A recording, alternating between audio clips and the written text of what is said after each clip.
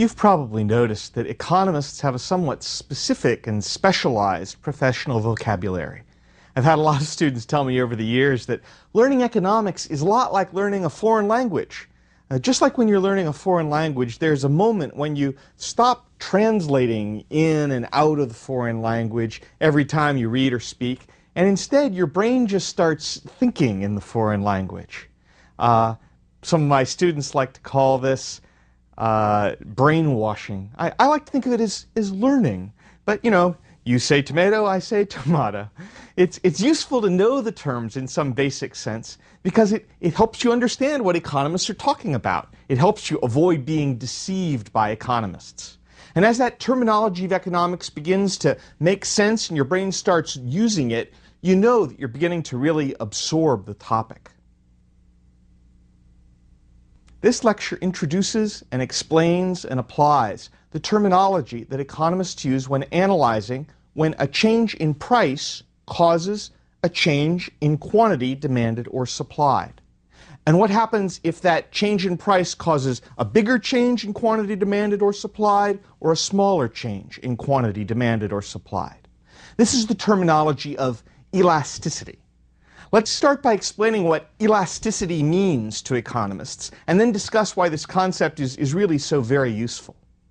In ordinary usage, if you say something is elastic or has high elasticity, it usually would mean it has a lot of stretchiness. Something is very elastic if it stretches or changes a lot. And the economic terminology is related. The elasticity of demand is defined as the percentage change in quantity divided by the percentage change in price. Now, when we talked about how economists see demand back in Lecture 3, we explained that demand was a relationship between price and quantity. The relationship was, as price went up, the quantity demanded went down. Now, the reasons were, if you recall, individuals would buy less when the price was higher. They would substitute toward other goods where possible. But elasticity of demand is a way of answering the question, well, just how much did the increase in price cause the quantity demanded to change? For example, if price went up 10%, would that cause the quantity demanded to fall by 50%? Or if price went up 10%, would it cause the quantity demanded to fall by only 2%? Is there a lot of change away from the good or the service where the price is going up, or is there not so much? Now, of course, in one case, quantity demanded changes a lot as the price rises. In the other, it might change barely at all. Now, a market where elasticity of demand is a large number, where the quantity demanded changes a lot in response to changes of price, is likely to look rather different than a market where it's a relatively small number. Similarly, the elasticity of supply is defined as the percentage change in quantity supplied divided by the percentage change in price. And once again, when we talked about how economists see supply back in Lecture 3, we explained that supply was a relationship between price and quantity. And the relationship was, as price went up, quantity supplied went up too. And remember, the reason for that was firms would gain a higher profit as the price went higher, and that would encourage them to supply a greater quantity. Well, elasticity of supply is a way of answering the question, just how much did an increase in price cause the quantity supplied to change? If the price went up, say, 10%, does the quantity supplied rise 50%? Or if the price went up 10%, does the quantity supplied only go up by maybe 2%? In one case, the quantity supplied rises a lot as the price goes up. In the other case, it barely rises at all. And again, a market with a high elasticity of supply is likely to look quite a bit different from a market with a low elasticity of supply. Now, when we think about elasticity, and we think about measuring elasticity, you can calculate a numerical figure for elasticity, but it's more useful to think about it sort of in terms of broad categories. So let me talk about three broad categories for thinking about elasticity, which are sort of the common ways in which economists use the term. Inelastic refers to a situation where the elasticity is less than 1. What that means is, if you think about the formula, a given percentage change in price causes a smaller percentage change in the quantity demanded. So, for example, a 10% rise in price might cause the quantity demanded to fall by only 5% or only 1%. Now, what's a classic example of a good where demand is highly inelastic? An example would be something like, how much does a diabetic demand insulin? Someone with a sickness that has a certain product that really treats that quite well knows that even with a higher price, they may trim back a little bit. They might try and reduce their dosage a little bit as the price goes way up, but they're not going to trim back very much. Their demand is inelastic in that way. It's not very stretchy. Or you could imagine someone who is addicted to cigarettes, a smoker who's got a big habit.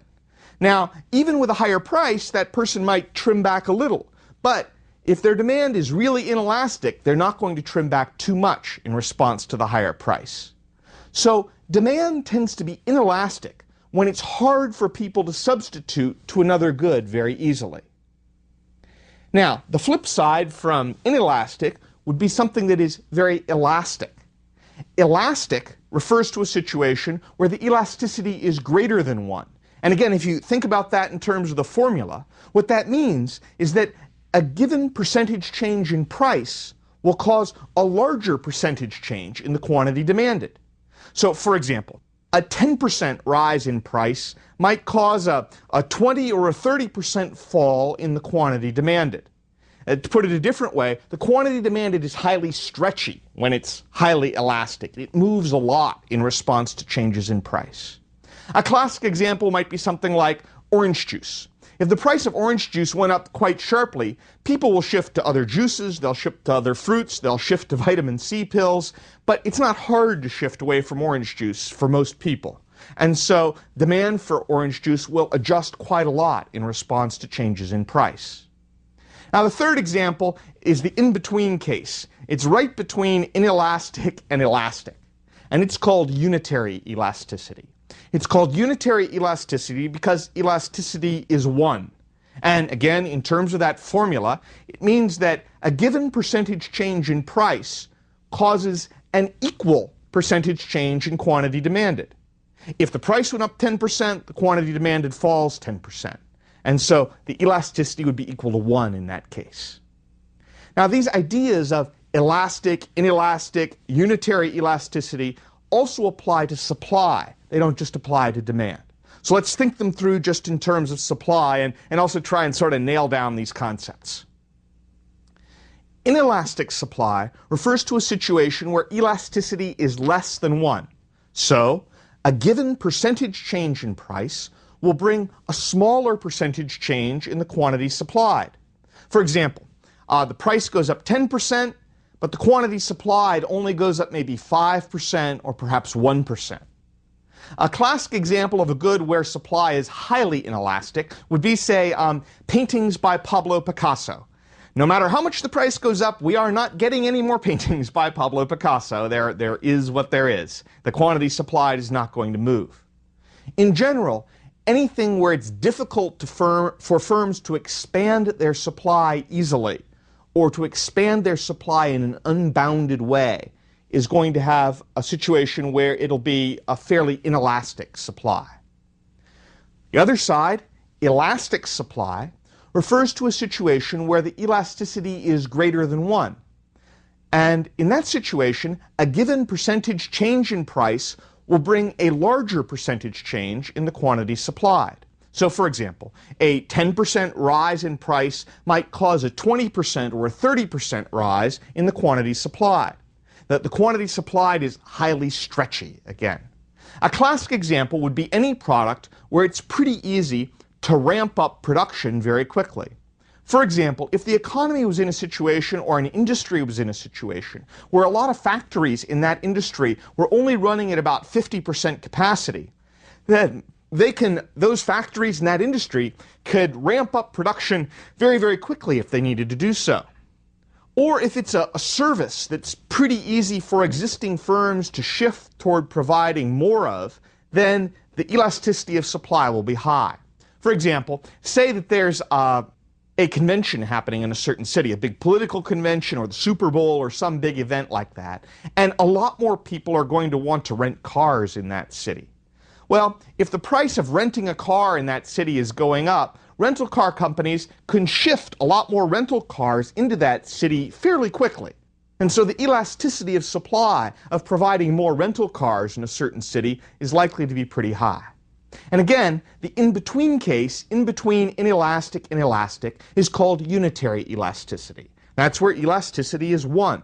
What that would mean in terms of the formula would be that a given percentage change in price would cause an equal percentage change in the quantity supplied.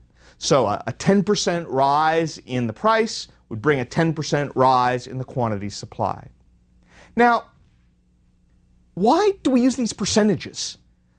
Why is elasticity calculated in terms of, why do I keep saying percent change in price, percent change in quantity supplied and demanded? The reason is because elasticity can be compared much more easily across a variety of different markets, where quantities might be measured in different units or prices might be measured in different currencies, if we use the percentage formula. Imagine, for example, that you were trying to compare how quantity demanded of gasoline responds to price, but you were comparing the United States versus, say, Europe or Latin America. Now, if you said for every dollar increase in the US, the result is 6 million gallons less gasoline demanded, and you start trying to compare that to, for every euro increase, how many liters of gasoline less are demanded, you're going to get all mixed up in the different units. You can't directly compare dollars per gallon in the US to euros per liter in other places, not to mention all the other currencies in the world. And so, if we're going to try and compare things at different times in different places, we need a measure that gets past different currencies, we need a measure that gets past different units, and we need to start looking at percentage change. Because percentage change allows us to say, well, the percent change in the price doesn't matter what currency was used. The percent change in quantity doesn't matter how quantity was measured. And it lets us have a measure which is essentially universal. Not only can we compare, say, gasoline in two different markets, but we can compare a wide variety of different goods. We can compare the elasticity of demand for gasoline with the elasticity of demand for beef, with the elasticity of demand for haircuts. They're all going to be percentage change in price, percentage change in quantity. And since it's all percentage change, we can compare elastic, inelastic, unitary elasticity across every market that's out there. So the use of percentage is actually a really functional, useful way of tackling the problem of coming up with a number which can be compared across a lot of different markets. Now, knowing whether demand or supply is elastic or inelastic is not just sort of an academic point. It has a wide range of applications for how prices should be set and how markets are going to react to shifts in demand and supply. Let me try and give you a few of those different implications. One example is that raising price will bring in more revenue if demand is inelastic, but raising price will not bring in more revenue if demand is elastic. Now, there was a lot of jargon there, I know, in that sentence, so let me sort of unpack it and try and give you a concrete example. Imagine that we're talking about a band, and it's on tour going from city to city, and it's playing in an indoor arena that has 15,000 seats. Now, let's keep this problem simple and sort of assume that the band keeps all the money it gets from ticket sales, and the band has to pay all the costs for its appearance. But the costs are things like travel and setting up the stage and stuff like that, so the costs are the same regardless of how many people are in the audience. And you have to get to the city and set up the stage and all that, regardless of how big the crowd is. And let's also assume that all the tickets have the same price, just to make life simple. The band knows that if it raises the price of tickets, it will sell fewer tickets. Now, the band wants to make the highest possible profits, so the band has to decide, should it have a really high price but not sell so many tickets, or should it have a lower price and sell a lot of tickets? Under the assumptions of this problem, the band is going to make the highest profit whenever it earns the highest revenue, because the costs of the band don't change according to how many people attend. Now, total revenue for the band will be the price times the quantity of tickets sold. Imagine the band starts thinking about this problem in concrete terms. It sets a certain price, and it expects that that price will result in the